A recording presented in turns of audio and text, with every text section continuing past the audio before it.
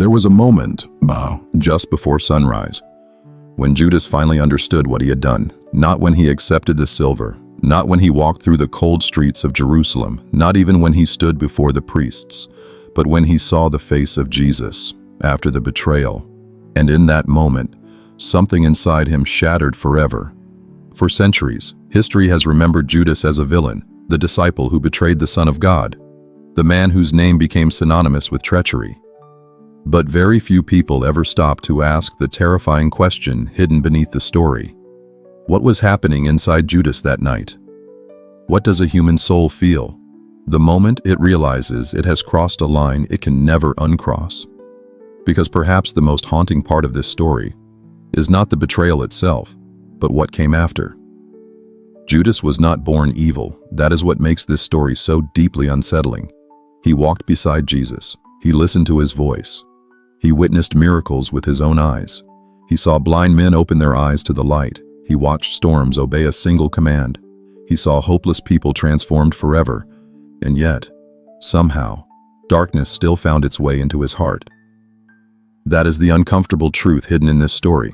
Evil rarely enters a life all at once. It enters slowly, quietly, through disappointment, confusion, bitterness, unhealed desires, and expectations that begin to collapse. Many people believe Judas betrayed Jesus only because of greed, 30 pieces of silver. But perhaps the deeper truth is more complicated than money. Judas may have followed Jesus believing he would become a conquering king, a Messiah who would overthrow Rome, a leader who would establish power on earth. But instead, Jesus spoke about humility, forgiveness, sacrifice, loving enemies, surrender. And slowly, the future Judas imagined began slipping away. Can you imagine what that disappointment must have felt like? To believe you were following greatness, only to watch everything move in a direction you never expected. And perhaps that is where the fracture began, because disappointment, when left unchecked, can slowly poison the soul. Even today, countless people walk away from faith not because they stopped believing in God, but because God did not become who they expected him to be. And maybe Judas was no different. Imagine the war inside his mind that night, every step through Jerusalem heavier than the last, every shadow around him whispering doubt, every sound echoing inside his conscience. He carried 30 silver coins beneath his robe, but the real burden was already growing inside his chest, a burden far heavier than silver. At some point, Judas crossed from temptation into action, and once that line was crossed, everything began moving too fast to stop. Isn't that often how destruction works? At first, sin feels small, manageable, reasonable. People convince themselves they are still in control, that consequences can still be avoided, that somehow everything will work out in the end. But darkness never reveals the full price at the beginning. It waits, patiently, until the moment realization arrives, and by then, the damage has already spread. As Judas approached the religious leaders, perhaps part of him still hoped Jesus would escape. After all, Jesus had escaped danger before. Maybe Judas thought this would force Jesus to reveal his power. Maybe he believed events would unfold differently. Maybe he thought he could still control the outcome. But some decisions create consequences larger than human intention. And once those consequences begin, fear takes over. Then came the garden. The cold night air, the torches burning in the darkness, the sound of soldiers approaching through the trees. And there stood Jesus, calm, still, knowing exactly what was about to happen. Judas walked toward him. Can you imagine how heavy those steps must have felt? The closer he came, the louder his conscience must have screamed. And then, the moment that would echo through history forever. A kiss. Not violence, not rage. A kiss. One of the most painful truths about humanity is this. The deepest betrayals rarely come from enemies. They come from people once trusted, people once loved. And perhaps that is why this moment feels so personal even thousands of years later. Because nearly every human being understands betrayal, either giving it or receiving it. As Judas approached, Jesus looked directly at him. No panic, no hatred, no fear, only sorrow. And then Jesus spoke words so powerful they may have destroyed Judas more than anything else that night. "Friend, do what you came to do."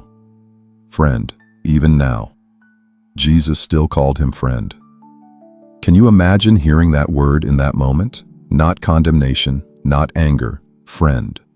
Sometimes kindness cuts deeper than judgment. Sometimes love exposes the darkness inside us more painfully than punishment ever could.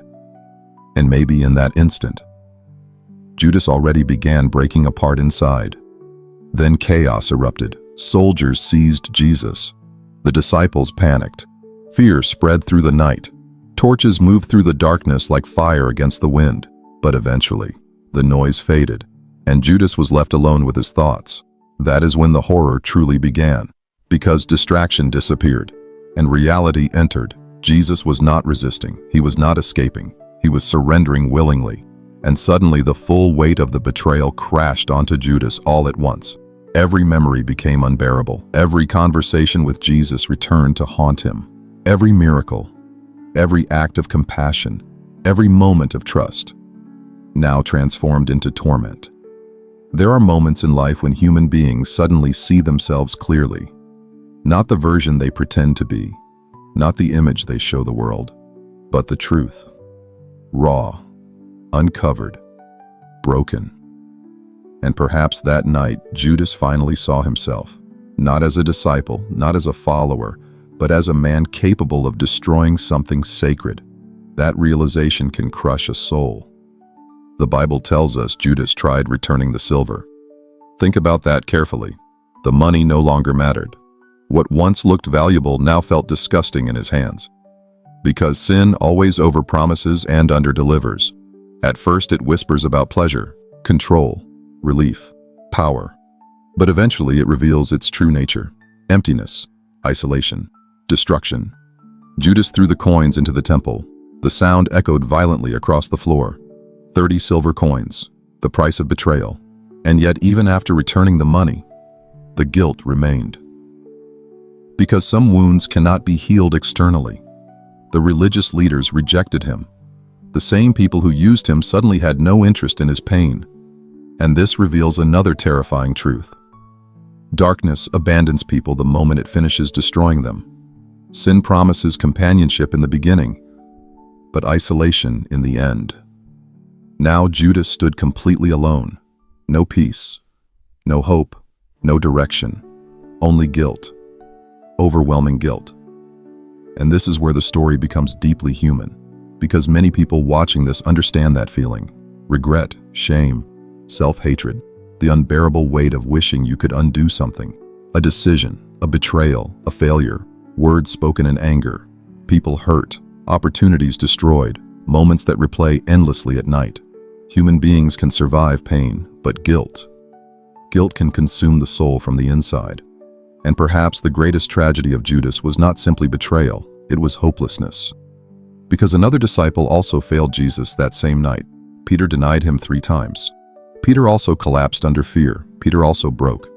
But Peter ran toward mercy. Judas ran toward despair. That is the difference. One believed failure was not the end. The other believed he was beyond redemption. And even today, millions of people still live with that same belief. They believe they have gone too far, made too many mistakes, destroyed too much, failed too deeply. But perhaps the deeper warning hidden inside the story of Judas is not merely about betrayal. It is about despair. Because despair convinces people there is no path back, no forgiveness, no future, no healing. And once a person truly believes that, darkness has already won half the battle. But what if the story of Judas is also meant to reveal something about humanity itself? Something uncomfortable, something painful, something true. Every human being carries the potential for betrayal inside them. Fear can do it, disappointment can do it, bitterness can do it, pain can do it, unchecked desires can do it. That is why this story still feels alive after thousands of years. Because it is not just about Judas. It is about us. It is about the fragile nature of the human heart. And yet, it is also about grace. Because the message of Jesus was never that perfect people deserve love. The message was that broken people still can find redemption. And maybe tonight, someone watching this needed to hear that. Maybe someone listening feels trapped beneath guilt, haunted by failure, exhausted by regret. But your worst moment does not automatically become the end of your story. And perhaps that is the final tragedy of Judas. Not simply that he betrayed Jesus, but that he never allowed himself to believe mercy might still exist. The night Judas realized what he had done became one of the darkest nights in human history. A night filled with fear, guilt, despair, and the collapse of a human soul beneath unbearable regret. But maybe hidden inside this terrifying story is also a warning for every generation. A warning about what hopelessness can do to the human heart. Because sometimes the greatest danger is not failure itself, but believing failure has permanently destroyed your worth. And perhaps tonight, that is the sacred truth this story was always meant to reveal. So let me ask you something. Do you believe Judas could have been forgiven if he had truly asked for mercy? And have you ever struggled to forgive yourself? If this story spoke to you tonight, leave your thoughts in the comments. Subscribe to Sacred Truth for more cinematic journeys through the deepest stories of the Bible. And share this video with someone who may need hope tonight. Because sometimes, the people carrying the heaviest guilt are the ones suffering in silence.